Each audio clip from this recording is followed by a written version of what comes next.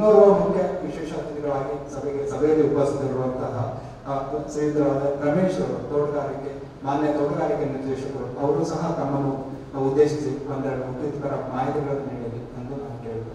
ವಿಶೇಷವಾಗಿ ಈ ಹುಣಸೆ ಮತ್ತೆ ನೇರಳೆಗೆ ನೀವು ನೋಡ್ತಿದ್ವಿ ಈಗ ಹೇಗೆ ಮಾರ್ಕೆಟಿಂಗ್ ಆಗ್ತಾ ಇದೆ ಅಂತ. ನಾನು ತೋಟಗಾರಿಕೆ ನಿರ್ದೇಶಕರಾದ ಮೇಲೆ ಫೀಲ್ಡ್ ಅಲ್ಲಿ ನೋಡೋಣ ಹೇಗೆ ನಮ್ಮ ತೋಟಗಾರಿಕೆ ಕ್ಷೇತ್ರದಲ್ಲಿ ಬೆಳವಣಿಗೆ ಆಗ್ತಾ ಇದೆ ಅಂತ ನೋಡೋದು ನನಗೆ ಆಶ್ಚರ್ಯವಾಗುತ್ತೆ. ನಮಗೆ ತಿಳಿಸಲೇಬೇಕು ಒಂದೆರಡು ವಿಚಾರಗಳು. ನಾಟ್ ಬಿಲಿ, ನಾನು ಲಾಸ್ಟ್ ಸೆಷನ್ ನಡೆಯುವಾಗ ಈಗ ಚಿತ್ರದುರ್ಗ, ಬಳ್ಳಾರಿ, ಕೊಪ್ಪಳ ಹಾಗೆ ಹುಳಿ ಮೇಲೆ ಬೆಳಗಾಗೋಣ ಅಂತ ಹೋದ್ವಿ. ಕೊಪ್ಪಳ ಹೊಸಪೇಟೆಯಿಂದ ಕೊಪ್ಪಳಕ್ಕೆ ಹೋಗೋ ದಾರಿಯಲ್ಲಿ ನಮ್ಮ NH ನ್ಯಾಷನಲ್ ಹಾರ್ಟಿಕಲ್ಚರ್ ಮಿಷನ್ ಇದೆ. National horticulture mission area extension program ಅಲ್ಲಿ ಸ್ವಲ್ಪ ರೈತರಿಗೆ ಬೇರೆ ಬೇರೆ ಕ್ರಾಪ್ಗಳನ್ನ ಬೆಳೆದ್ರೆ ಅವರಿಗೆ ಸಹಾಯಧನ ಅಂತ ಕೊಡ್ತೇವೆ. ಒಬ್ಬ ರೈತರಿಗೆ ಸರ್ ಅವ್ರೇನು ಮಾಡ್ಕೊಂತಿದ್ದಾರೆ, ಬಹಳ ಚೆನ್ನಾಗಿ ಮಾಡಿದ್ರೆ ಅದೊಂದು ವಿಸಿಟ್ ಮಾಡೋಣ ಅಂತ ಕರ್ಕೊಂಡು ಹೋದ್ರು.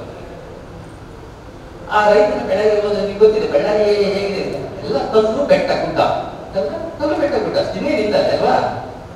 ಸೊ ಆಲ್ಮೋಸ್ಟ್ ಒಂದು 60 ವರ್ಷದ ಒಬ್ಬ ವ್ಯಕ್ತಿ ಹೆಂಡತಿ ಕೆಲಸ ಮಾಡ್ತಾ ಇದ್ರು. ಹೋಗಿ ಸರ್ ಇದು ಈ ಫ್ಲಾಟ್ ಅವರಿಗೆ ನಾವು ಸಹಾಯ ಮಾಡಿದ್ವಿ ಅಂತ ಪರಿಚಯ ಮಾಡಿಕೊಟ್ಟು ಹೋಗಿ ಅವ್ರ ಜೊತೆ ಮಾತಾಡ್ತಾ ಏನ್ ಮಾಡ್ತಿದ್ದಾರೆ.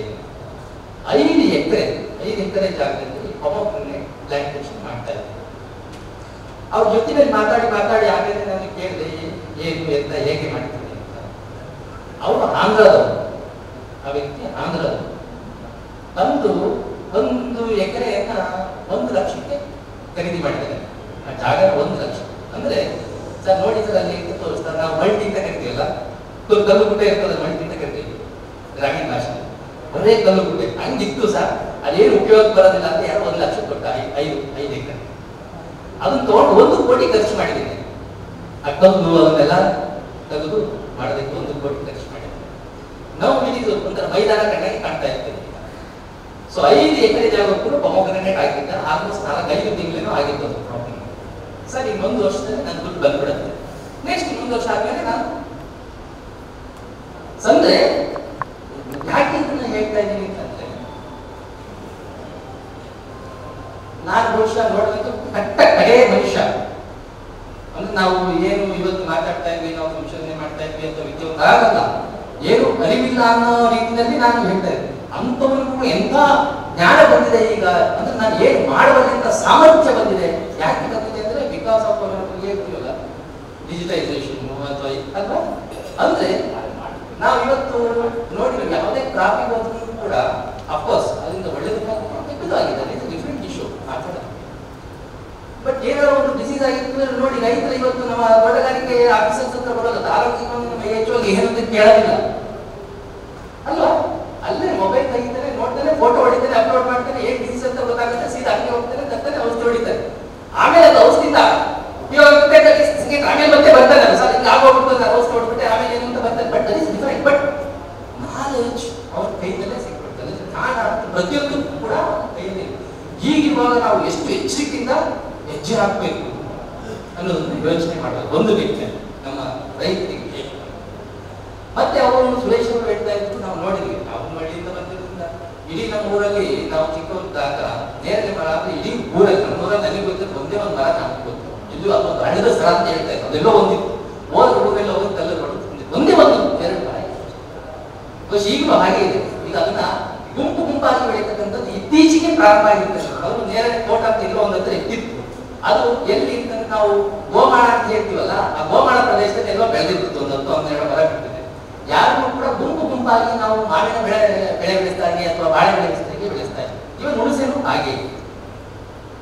ಬಟ್ ಇವತ್ತಿನ ಪರಿಸ್ಥಿತಿಯನ್ನ ನೋಡಿದ್ರೆ ನಾವು ನಮ್ಮ ಇಂಡಿಯಾದಿಂದ ಸುಮಾರು 20,000 ಮೆಟ್ರಿಕ್ ಟನ್ ಎಕ್ಸ್ಪೋರ್ಟ್ ಮಾಡ್ತೀವಿ. Worth of around 130 to 140 crore ನಾವು ವಿವಿಧ ದೇಶಗಳಿಗೆ ನಾವು ಎಕ್ಸ್ಪೋರ್ಟ್ ಮಾಡ್ತೇವೆ. ಇದನ್ನ ಕನ್ಸಂಪ್ಷನ್ ನೋಡಿದ್ರೆ ನಮ್ಮ ಸ್ಟ್ಯಾಟಿಸ್ಟಿಕ್ ಪ್ರಕಾರ ಕನ್ಸಂಪ್ಷನ್ ಎಷ್ಟೇ, ನಮ್ಮ ಸದರನ್ ರೀಜನ್ ಅಲ್ಲಿ ನಾವು ಜಾಸ್ತಿ ಕನ್ಸ್ಯೂಮ್ ಮಾಡ್ತೀವಿ ಹುಣಸೆನ. ನಾವು ನಾರ್ಕನ್ ಪಾರ್ಟಿ ಬಂದ್ರೆ ಅಷ್ಟು consume, but especially southern because ನಾವು ಇಲ್ಲಿ ಸ್ಪೈಸಸ್ ಕನ್ಸಂಪ್ಷನ್ ಜಾಸ್ತಿ ಇದೆ, ಬೆಳೀತಾರೆ. ಸುಮಾರು ಒಂದು ವರ್ಷದಲ್ಲಿ 1,000 ಗ್ರಾಮ್ ವರೆಗೆ ಕನ್ಸ್ಯೂಮ್ ಮಾಡ್ತೀವಿ ಅಂತಂದ್ರೆ with compare to other 1/4 consume ಮಾಡ್ತಾರೆ. ವರ್ಲ್ಡ್ ಅಲ್ಲಿ ನೋಡಿದ್ರೆ maximum per capital 100 grams consume ಮಾಡಬಹುದು. ಮಾಡಿದ್ರು ಕೂಡ ಬರೀ 150 ಗ್ರಾಮ್ಸ್ ಮಾಡಿದ್ರು ಕೂಡ world demand is 350,000 metric ton. Our production is estimated in 160,000 metric ಬಂದಿದೆ.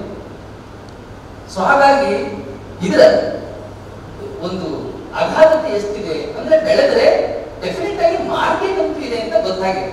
ಬಟ್ ಆದ್ರೆ ಈ ಬೆಳೆದಿದ್ದನ್ನು ನಾವು ಪ್ರೊಸೆಸ್ ಮಾಡಿದ್ದೇವೆ. ಇದನ್ನ ಏನಂತ ಕರೀತಾರೆ, ಮೈನ್ಲಿ ಇದರಿಂದ ಕಾನ್ಸಂಟ್ರೇಟ್ಸ್ ಅವರು ಬಳಕೆ ಮಾಡಿ that is being used in fruit juices use ಮಾಡ್ತಾರೆ, ಸಾಸಸ್ ಅಲ್ಲಿ ಯೂಸ್ ಮಾಡ್ತಾರೆ, ಪಿಕಲ್ಸ್ ಅಲ್ಲಿ ಯೂಸ್ ಮಾಡ್ತಾರೆ.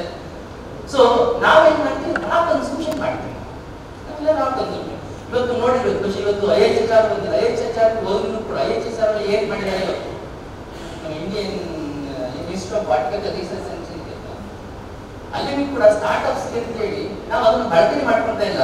ಮಾನ್ಯ ನಮ್ಮ ಜಯಚಂದ್ರ ಸಾಹೇಬರು ಹೇಳುವಾಗ ತಾವು ಅವರು ಕೃಷಿ ಸಚಿವರಾಗಿದ್ದಾಗ 4 ಪ್ಲೇಸ್ಗಳಲ್ಲಿ ಪ್ರೊಸೆಸಿಂಗ್ ಯೂನಿಟ್ಗಳನ್ನು ಹಾಕಿದ್ವಿ.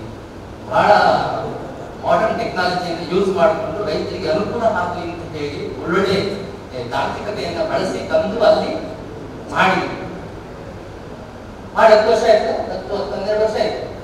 12 ವರ್ಷ ಆದ್ಮೇಲೆ ಲಾಸ್ಟ್ ವೀಕ್ ಅಥವಾ 1 ಮಂತ್ ಹಿಂದೆ ಹೋಗಿ ನಾನು ನೋಡಿದೆ, but it is not going to use. Nobody is using it. See ನಾವೇನ್ ಮಾಡಿದ್ವಿ, ಇವಾಗ ರಾ ಮೆಟೀರಿಯಲ್ ನ ಹಾಗೆ ಮಾರ್ಕೆಟಿಗೆ ತಗೊಂಡೋಗೋದು ಬದಲು ಅದಕ್ಕೊಂದು ರೂಪ ಕೊಟ್ಟು ತಗೊಂಡೋದ್ರೆ ₹1 ಇದ್ದು 10 ರೂಪಾಯಿಗೆ ಹೋಗುತ್ತೆ, 10 ರೂಪಾಯಿ 100 ರೂಪಾಯಿಗೆ ಹೋಗ್ತಕ್ಕಂಥದ್ದನ್ನು ನಾವು ನೋಡಿದ್ದೀವಿ.